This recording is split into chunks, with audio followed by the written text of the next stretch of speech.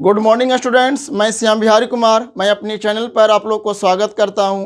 दोस्तों, आज मैथ का बहुत ही इम्पोर्टेंट टॉपिक जो कि एग्ज़ाम की दृष्टिकोण से बहुत इम्पोर्टेंस है, वो है सेट्स एंड इंडिसेस। ये सेट्स एंड इंडिसेस से रेलवे के हो या एसएससी हो या कोई भी एग्ज़ाम हो, यहाँ से दोस्तों 1 से 2 क्वेश्चन जरूर देखने को मिलता है। तो चलिए स्टार्ट करते हैं। Sets and indices. Sets and indices का मतलब होता है घातांक एवं करनी। तो दोस्तों, दोनों को हम लोग अलग अलग तरीके से स्टडी करेंगे। सबसे पहले नंबर हम लोग इंडिसेस के बारे में देखेंगे, उसके बाद हम लोग सेट्स के बारे में देखेंगे। आगे आज की क्लास रहेगा रिलेटेड टू इंडिसेस। इंडिसेस से रिलेटेड जितने भी इंपॉर्टेंट कॉन्सेप्ट होता है आज मैं आप लोग को अच्छे से दूंगा। उसके बाद अगला वीडियो में इसी से रिलेटेड मैं आप लोग को प्रैक्टिस करवा दूंगा। चलिए तो स्टार्ट करते हैं। तो दोस्तों, इंडिसेस का पहला पॉइंट ये है कि अगर ए गुनी अगर n टाइम्स तक लिखा हुआ रहेगा तो आप डायरेक्ट आंसर आ सकता है a के पावर n। तो दोस्तों, यहाँ पे ये समझिए कि जो आपका a है, a क्या है? a आपका बेस होता है। a क्या होता है? बेस होता है। बेस मतलब क्या? आधार। आप बताइएगा, जो यहाँ पर n है, n यहाँ पर क्या है? n आपका पावर है। पावर का मतलब क्या होता है? घात होता है। यानी कि अगर इस पैटर्न पर एग्जाम में क्वेश्चन पूछेगा तो आप डायरेक्ट a के पावर n कीजिएगा, डायरेक्ट आंसर आ जाएगा। चलिए मैं आप लोग को एग्जाम्पल के माध्यम से समझाने का प्रयास करता हूँ। मान लेते हैं दोस्तों कि 50 गुने 50 गुने 50 गुने 50 गुने आपको 20 टाइम्स तक रहेगा। तो आप बताइएगा इसका आंसर क्या होगा? इसका आंसर विदिन 2 सेकंड में आप कह सकते हैं कि सर 50 के पावर 20 यही आपका आंसर है। यानी कि अगर इस पैटर्न पर कितना हूँ टफ से टफ क्वेश्चन पूछेगा तो आप आसानी से आंसर कर सकते हैं। चलिए, अगर दूसरा कंसेप्ट की अगर हम लोग बात करेंगे, आपका दूसरा कंसेप्ट है a के पावर m गुने a के पावर n गुने a के पावर p। अब बताइएगा अगर इतना बराबर क्या होता है? तो इतना बराबर आपका होता है a के power m plus n plus p। आप ये समझिएगा ऐसे क्यों होता है। तो यहाँ पे समझने वाला पॉइंट ये है कि यदि बेस अगर समान रहेगा, यदि अगर बेस समान रहेगा और आपस में मल्टीपल रहेगा तो पावर क्या हो जाता है? जुट जाता है। तो यही यहाँ पर ही हुआ। हम लोग यहाँ पे देखें क्या कि बेस बराबर है। अब जब बेस समान है तो पावर क्या हो जाएगा? जुड़ जाएगा। अब बताइएगा इससे रिलेटेड एग्जाम में क्या पूछेगा, इसको समझिए। मान लेते हैं कि 50 के पावर 50 रहेगा गुने 50 के पावर एक कॉमन रहेगा गुने 50 के पावर 50 रहेगा और पूछे कि बताइए इतना का आंसर क्या होगा। तो आप डायरेक्ट सोच सकते हैं कि यहाँ पर क्या है? बेस। बेस चूंकि समान है, जब समान है तो पावर क्या होता है स्टूडेंट्स? ये पावर जुड़ता है। यानी 50 प्लस एक कॉमन प्लस 50 कितना आ जाएगा? 50 के पावर 151। यही आपका आंसर है। यानी इस पैटर्न पर क्वेश्चन पूछेगा कितना हूँ टफ से टफ आप आसानी से कर सकते हैं। अगर अगला पैटर्न की बात करें, यहाँ पे मल्टीप्लाई वाला देखें, भाग वाला भी तो पूछ सकता है। चलिए भाग वाला हम लोग देखेंगे। a के पावर m रहेगा और भागा रहेगा a के पावर n। यानी इसी को दूसरे तरीका से ऐसे भी लिखा जा सकता है कि a के पावर m। अब बताइएगा इतना बराबर क्या होगा? आप लोग कह सकते हैं कि a के पावर m माइनस n होगा। क्यों? क्योंकि यहाँ पे कॉन्सेप्ट ये है कि अगर बेस बराबर रहेगा, अगर बेस बराबर रहेगा तो पावर क्या होता है? आपस में घटता है। लेकिन यहाँ से दोस्तों 3 कंडीशन होता है। चलिए हम लोग तीनों कंडीशन बारी बारी से देखने का प्रयास करेंगे। यदि यहाँ पे कंडीशन ये आता है कि यदि m ग्रेटर n है, यदि m ग्रेटर n है तो आप डायरेक्ट ये फॉर्म लगा सकते हैं। लेकिन आप ये बताइएगा दूसरा कंडीशन ये भी तो हो सकता है कि n ग्रेटर m रहेगा। अगर n ग्रेटर m रहेगा तो इस फॉर्म के लिए आप डायरेक्ट ध्यान में रख सकते हैं कि क्या होगा, 1/a के पावर m-n। हम एग्जाम्पल के माध्यम से समझेंगे। चलिए, अगर मान लेते हैं कि तीसरा कंडीशन ये भी बन सकता है कि सर m बराबर n होगा तो क्या होगा, तो m बराबर n होगा तो आपको क्या होगा, डायरेक्ट आप कह सकते हैं कि 1 होगा। आप बोलिएगा कैसे, चलिए इसको हम लोग समझने का प्रयास करेंगे। लेकिन कंसेप्ट आपका यही है कि अगर m ग्रेटर n रहेगा तो पावर क्या होगा, घटेगा। यदि अगर आपको n बड़ा रहेगा m छोटा रहेगा तो क्या करेंगे, उल्टा करके ज्यों का त्यों लिख देंगे। लेकिन अगर m बराबर n होगा तो क्या लिख देंगे, 1 लिख देंगे। चलिए इसको हम लोग एग्जाम्पल के माध्यम से समझने का प्रयास करते हैं।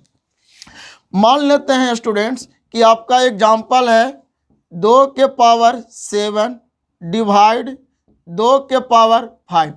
ठीक है, आप बताइएगा इसका आंसर क्या होगा। आप डायरेक्ट बोल सकते हैं कि सर 2 के पावर कितना आ जाएगा, 7 - 5, यानी कि कितना आ जाएगा, 2 के पावर 2, यानी कितना आंसर आ जाएगा, 4 आ जाएगा। लेकिन आप खुद सोचिए, ये आपको 7 जो है m का काम कर रहा है, यहाँ पे 5 देखिए 5 आपको n का काम कर रहा है। तो आप बताइएगा m यहाँ पर ही बड़ा है, n यहाँ पर ही छोटा है, तो हम लोग क्या लगा दिए, पावर आपस में घटा दिए और डायरेक्ट आंसर आ गया। लेकिन क्वेश्चन में ये भी तो आ सकता है कि 2 के पावर 5 है, तो इसको सॉल्व करने की जरूरी नहीं है, आप डायरेक्ट इसको उल्टा कर दीजिए, वही आपका आंसर आ जाएगा। जैसे कि डायरेक्ट इसको उल्टा कीजिएगा डियर, तो 2 के पावर कितना, 7 - 5, मतलब कितना आ जाएगा, 1, 2 के पावर आ जाएगा, यानी कितना आ जाएगा, 1/4। तो आप जितना भी ये सब किए इतना आपको करने की जरूरी नहीं है। आप डायरेक्ट यहाँ पे देखिए कि सर यहाँ पर ही क्या है, m आपका छोटा है, n क्या है, बड़ा है, तो डायरेक्ट इसी को क्या कर दीजिए, उल्टा कर दीजिए, यानी कि 1/4। इससे भी आंसर यह आया, हम लोग सॉल्व किए तो इससे भी आंसर यह आ गया। लेकिन अगर ये कॉन्सेप्ट जानते हैं डियर, तो इतना जो आप कैलकुलेशन किए हैं इतना करने की जरूरी नहीं पड़ेगा, डायरेक्ट आपका आंसर आ जाएगा। चलिए तीसरा कंडीशन की अगर हम लोग बात करते हैं कि m बराबर n हो जाएगा। तीसरा कंडीशन क्या है कि अगर m बराबर n हो जाएगा तब अब बताइएगा, इस कंडीशन में मैंने आप लोगों को बोला कि डायरेक्ट आंसर क्या आएगा, 1 आएगा। इस कंडीशन में मैंने क्या बोला कि डायरेक्ट आपका 1 होगा। चलिए एग्जाम्पल के माध्यम से समझते हैं। चलिए हम इसी को लेंगे, अगर 2 के पावर 7 है और यहाँ पर क्या है, भागा है, 2 के पावर 7 है, कोई दिक्कत नहीं। तो आप ये बताइएगा डियर, यहाँ पर ही आपको m दोनों m n है, तो यहाँ पर हम लोग यही जानते हैं कि 7 - 7 यानी कि 2 के पावर कितना, 0। और आप लोग जानते हैं, अगर नहीं भी जानते हैं तो किसी नंबर के पावर 0 रहता है तो उसका आंसर क्या होता है, 1 होता है। किसी भी नंबर के पावर 0 रहेगा तो उसका आंसर क्या होगा, 1 होगा। ये आगे हम इसको एक्सप्लेन करेंगे। अगर अगला कंसेप्ट की अगर हम लोग बात करें तो अगला कंसेप्ट ये है कि a के पावर m रहेगा इंटू में n रहेगा। तो आप बताइएगा इसका क्या डायरेक्ट आंसर आएगा। आप पहले ये सीखिए कि क्या इस फॉर्म को कितने तरीक़े से लिखा जा सकता है। तो आप ये बताइएगा a के पावर m इंटू n है, तो क्या हम इसको लिख सकते हैं कि नहीं, a के पावर m गुने n। दूसरे फॉर्म में हम इसी को लिख सकते हैं a के पावर m, हम इसी को दूसरे फॉर्म में लिख सकते हैं a के पावर n गुने m, कोई दिक्कत नहीं। अगर अगला पॉइंट की बात करें, यानी इस पर अगर हम लोग एग्जाम्पल की अगर बात करेंगे तो कुछ करना है नहीं। मान लेते हैं कि 50 के पावर स्क्वायर रहेगा और इसका स्क्वायर रहेगा, तो हम डायरेक्ट बोल सकते हैं कि 50 कितना हो जाएगा, 2 गुने 2, मतलब कि 50 के पावर 4। यही आपका आंसर है। चलिए अगला कंसेप्ट की अगर हम लोग बात करते हैं, इसी से रिलेटेड समझिए। अगर a के पावर m इंटू n है और अगर यही चीज रहेगा a के पावर m के पावर n, क्या दोनों बराबर है या बराबर नहीं है? ये दोनों क्या बराबर नहीं है, दोनों क्या अलग अलग है। अब इसको समझिए कि अलग अलग कैसे है। चलिए अगर क्वेश्चन अगर ये अगर पूछ दे कि 3 के स्क्वायर रहेगा इंटू 4 रहेगा, अगर इसी को अगर दूसरे रूप में लिख दे 3 के पावर रहेगा 2 और इसी का पावर रहेगा 4, क्या दोनों को आंसर सेम आएगा? नहीं, दोनों को आंसर क्या आएगा? सेम बिल्कुल नहीं आएगा। अब बोलिएगा कैसे? देखिए अब सुनिएगा बाबू, यानी कि हम लोग क्या देखें, इंटू वाला क्या होता है? गुना होता है। तो अगर इस जब गुना कर दिए तो कितना आ जाएगा?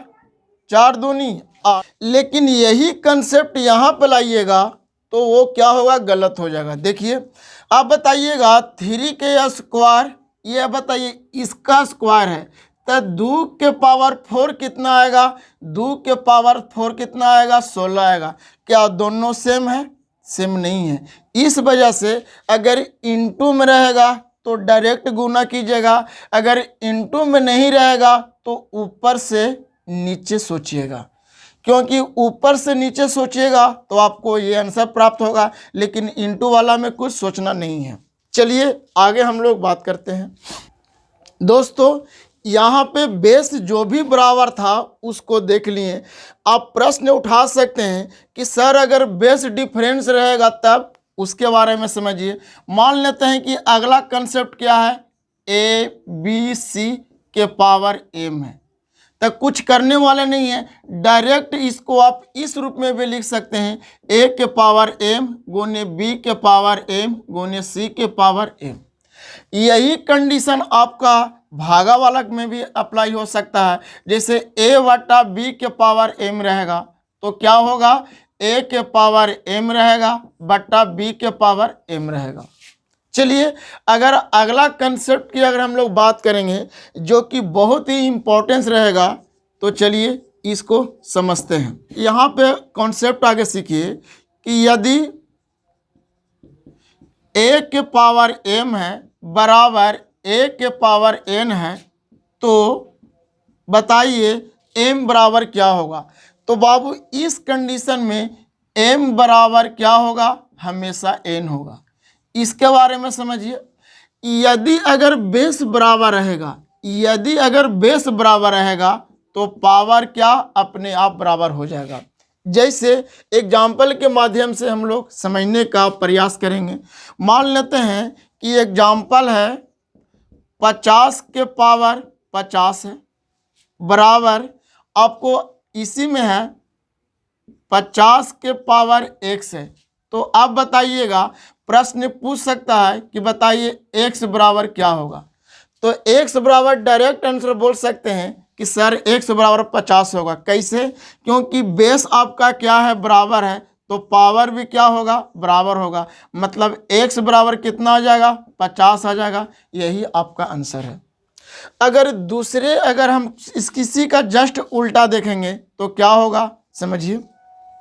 मान लेते हैं कि अगर अगला कंसेप्ट पावर समान है, जब पावर समान रहता है बाबू तो बेस क्या हो जाता है? अपने आप समान हो जाता है।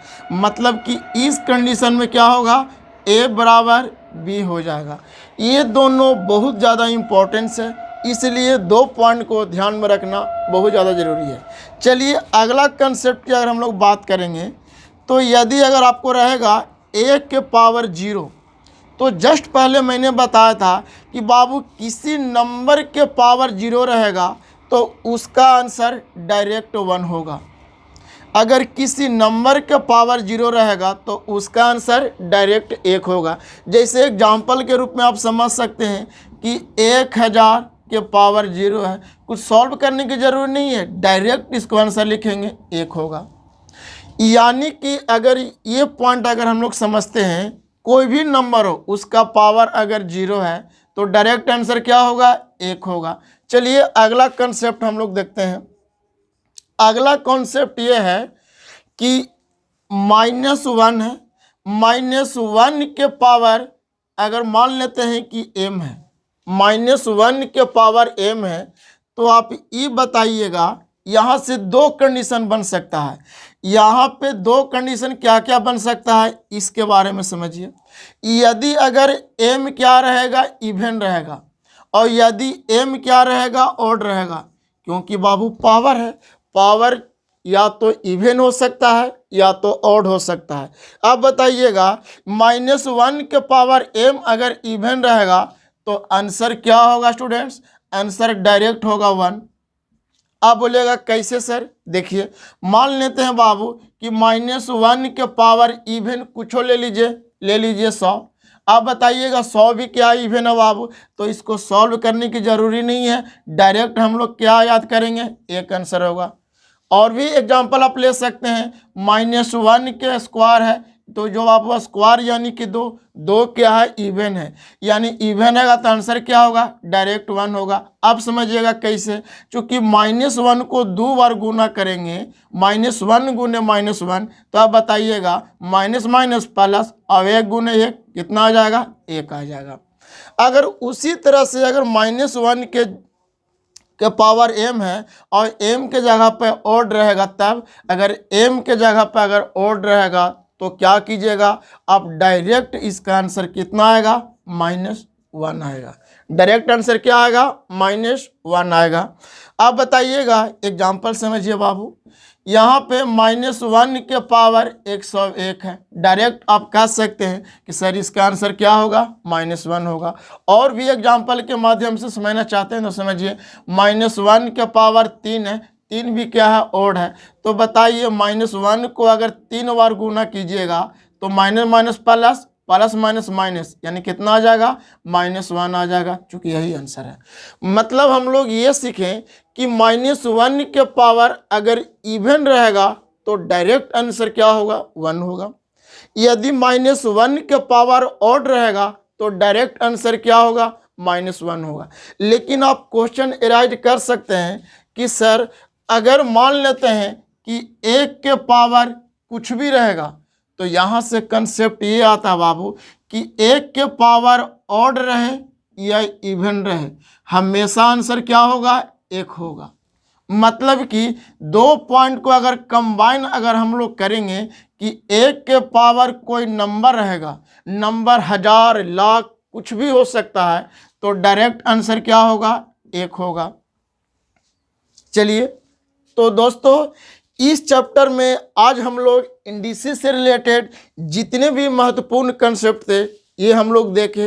अगला वीडियो में इसी का पार्ट 2, जो कि जितने भी एसएससी वगैरह में क्वेश्चन पूछा है इस चैप्टर से रिलेटेड, उसमें हम लोग डिस्कशन करेंगे। Thank you.